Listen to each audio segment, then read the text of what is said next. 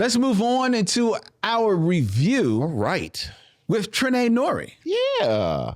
Of Pride from 2007. An American biographical film from 2007, loosely based upon the true story of Philadelphia swim coach James "Jim" Ellis. Pride stars Terrence Howard, Bernie Mac, and Kimberly Elise, and the film directed by Sanu Gonera. The film centers on Jim Ellis and a grouchy but caring janitor, Elston, who form a friendship at the Marcus Foster Recreation Center in a poor neighborhood in Philadelphia, and will go on to create the city's first all African-American swim team, the PDR team, which stands for Pride, Determination, and Resilience, or Philadelphia Department of Recreation. In this film, Pride, brought to the mission by our very special guest of the CityCast Philly podcast, Trenae Nuri. Trenae, what say you? What do you have to say of Pride? Inspirational. So one of the reasons, and I was reflecting on this when I was on my way here, I also came back to a sport that I had left. Oh. So this film came out in 2007. In 2007, I was playing Division I field hockey. Wow. Oh, wow. Yeah, at Hofstra University, a sport that was non-traditional, similar to what we see in the film.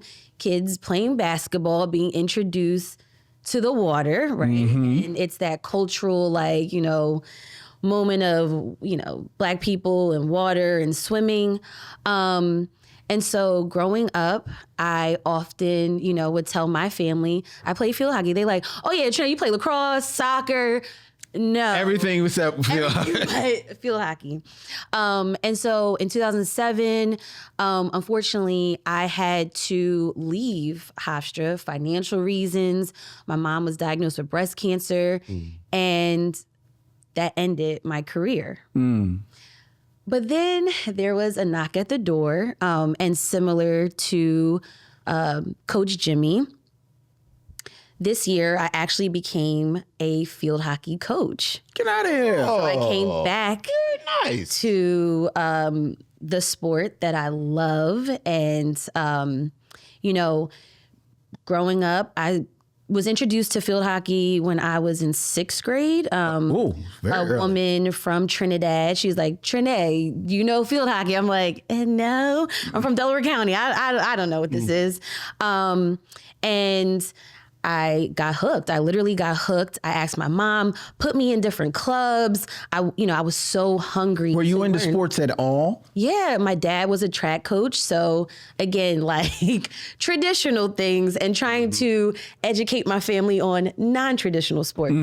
And, I did have that experience.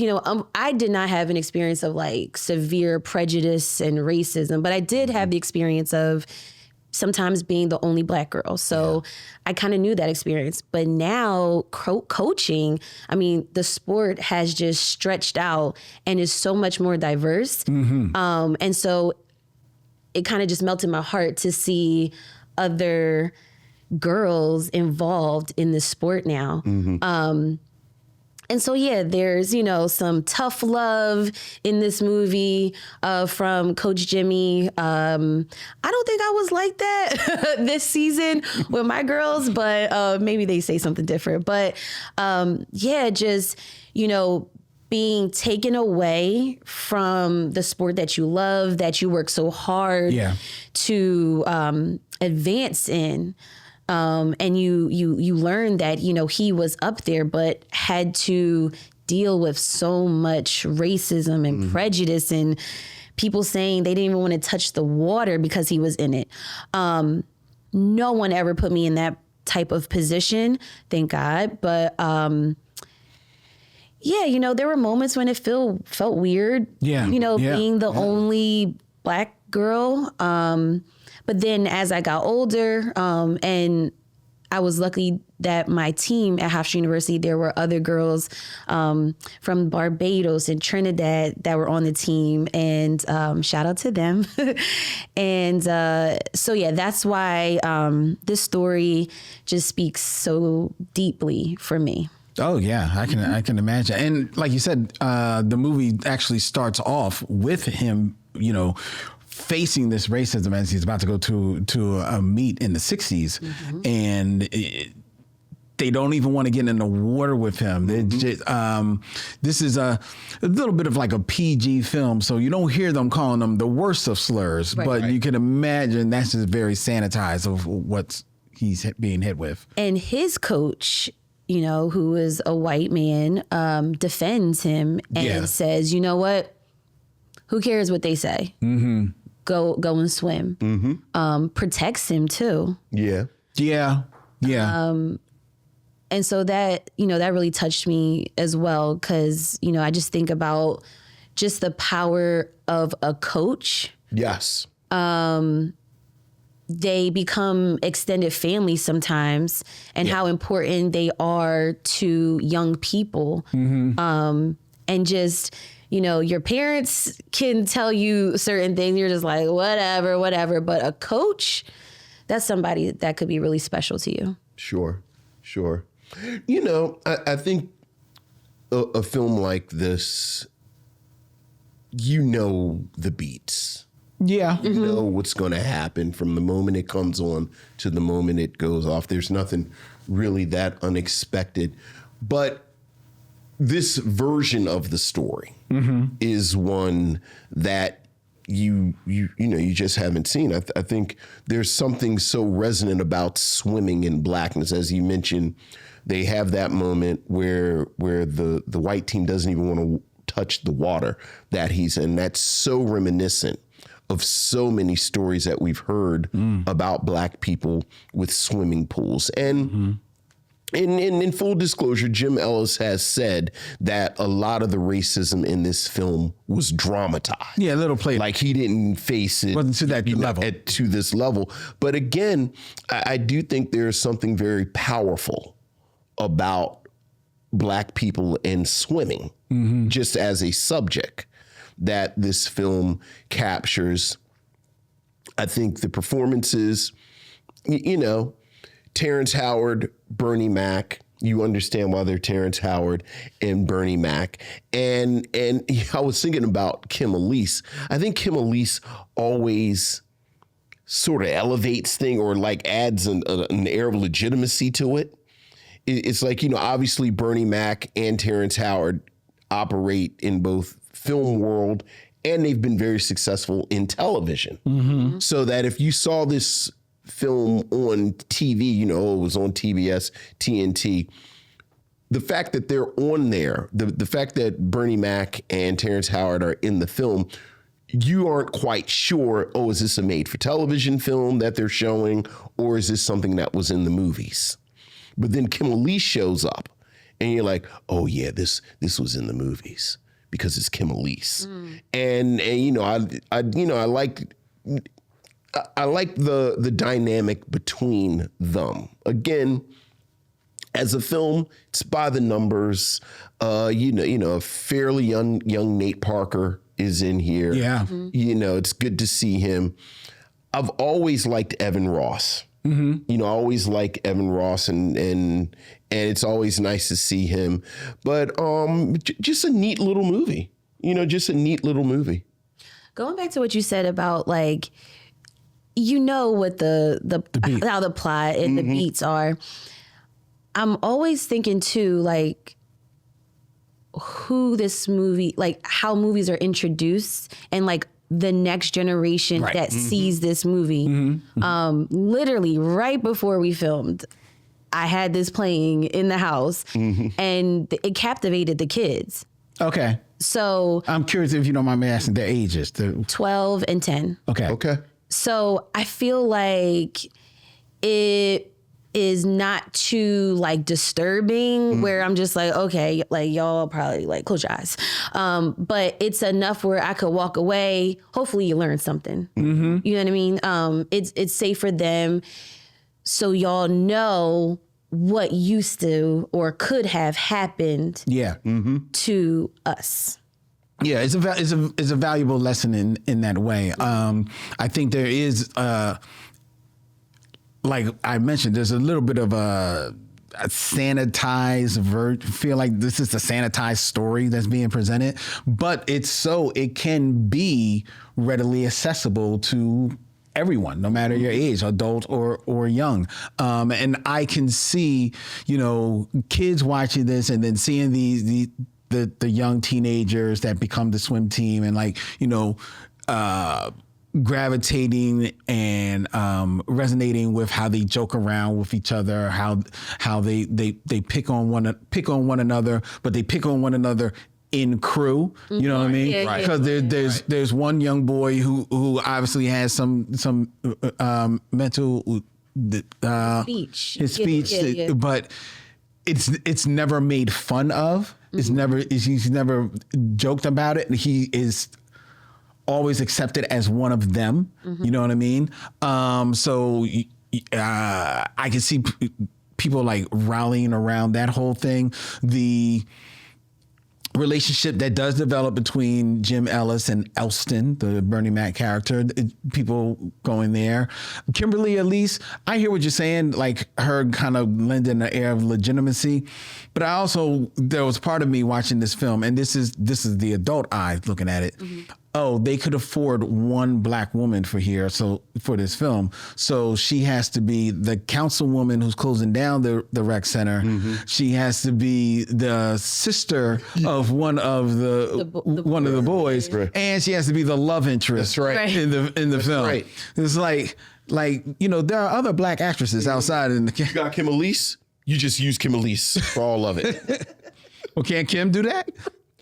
At the end, they say, well, who's going to run the anchor? I expected her to rip her dress off and say, I'm going to swim the anchor.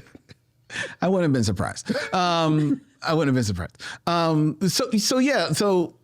So with that said, even though she's filling up those 3 roles in this film, I still felt she was a little underutilized. Oh, yeah. In the movie. But the story beats as I'm watching it, and in full transparency, I enjoyed the film. It didn't bowl me over. Maybe because I could see the beats. Yeah. There's one real big distracting thing I'm gonna talk about in a second. But I also recognize, okay, but I don't think I'm the audience for this. Right. I think the audience for this film are probably, people that are teenagers, or maybe even younger, like your children. Yeah, I'd say younger. I think families, because There you go. trying to find black family films can be challenging. It can be very challenging. Yeah. Or stuff like my kids have media literacy to know based off like a film poster. Oh, this is about to be corny. Yeah. Yeah. Oh, we're not watching this. And so this was a film that easily I'm like, I could walk away. It's safe for y'all to watch. We have a discussion after about it, about what you saw. Yeah. Yeah. Quick aside, when your children are watching films, are they eating popcorn or pretzel bites? Well, we were watching Despicable Me 4, and she made a concoction of buffalo Cheez-Its and pretzels and popcorn and Kool-Aid jammers on the side. All right, movie night at Trenae's. Okay. It's really my daughter. Credit to her, because... See me.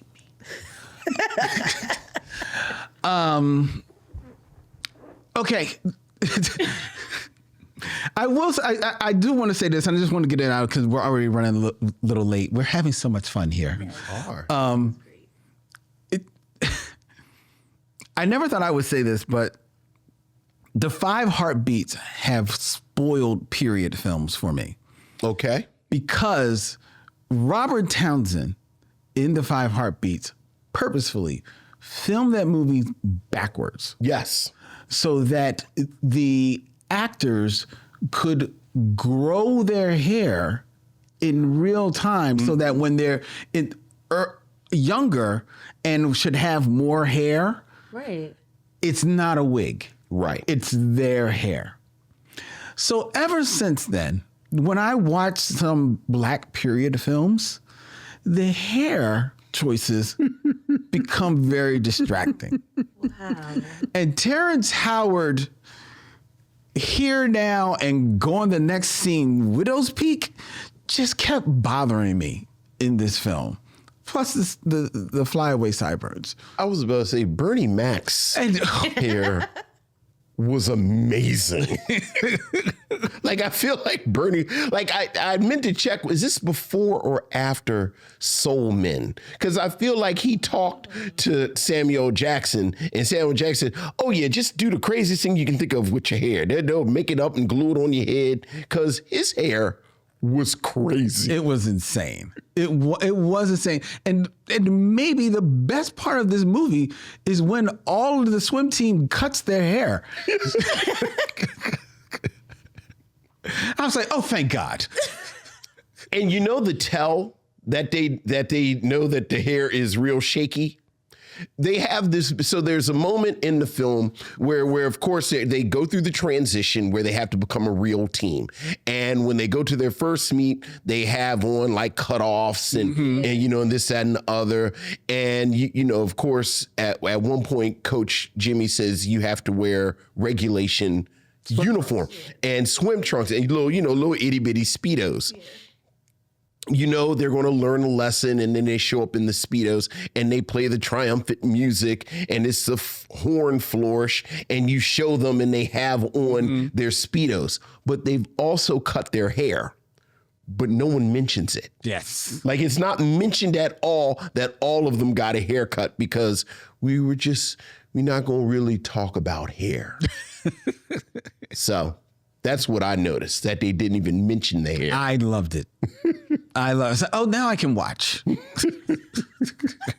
But then Bernie Mac walked in. Well, These weird lamb chop things on his cheeks. well, to be fair, Bernie Mac has always had a weird thing going on top. There's like a lot going on, yeah. A lot of things going on with Bernie Mac in this film. But yeah, so That was a distraction? it was I found a little distracting. Okay. A little distracting. But overall, I mean, like you said, you know the beats, you know what it is. It's a cute film. It's again, like you said, I think it's a great film for kids. And it's such a great Philly film. You know, and Well, okay. No. Say that, yeah. The fact that Jim Ellis is still alive. So it's a Philly story. It's a great Philly story. Okay. Yeah. Yeah, because it's not a good Philly film. Because it's not. The skyline is my telltale Yes. of if it's really a Philly movie or not. This was not. Not at all. Yeah. Don't be fooled by the. Oh, you two are adorable. See, you know what you're supposed to do now? Like, now y'all have to be the most stereotypical Philly film critics of all. I need both of y'all to start foaming at the mouth talking about the Rocky run doesn't make sense. The path he runs in Rocky. Like, I need to, like, can you talk about that for a second? Like, he's an Italian market. Now he's on the steps. Now can you talk about that? I love when Philly people get angry about Rocky's run. Shut up. Oh, it's my favorite thing. Yeah, and then Rocky ran through the city. Don't you like that when Rocky ran through the city? And then I just sit back and let y'all go. Where are you from? Baltimore. Oh. All day. See? Yeah, exactly. Exactly. Isn't that neat how Rocky was in the Italian market and then he was on the steps and gonna fly now, right? Wasn't that great? Isn't that great in Rocky? Isn't that great? How Rocky is running through the city? Isn't that great? It is great. It's great. Can y'all take me on that tour? Like, I want to go the exact path that Rocky goes on when he does the run. Isn't that great? Trenae. Yes.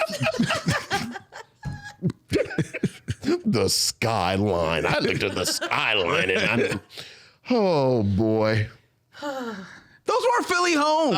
They were not. They were not. There's no homes in Philly like that. which really bothered me.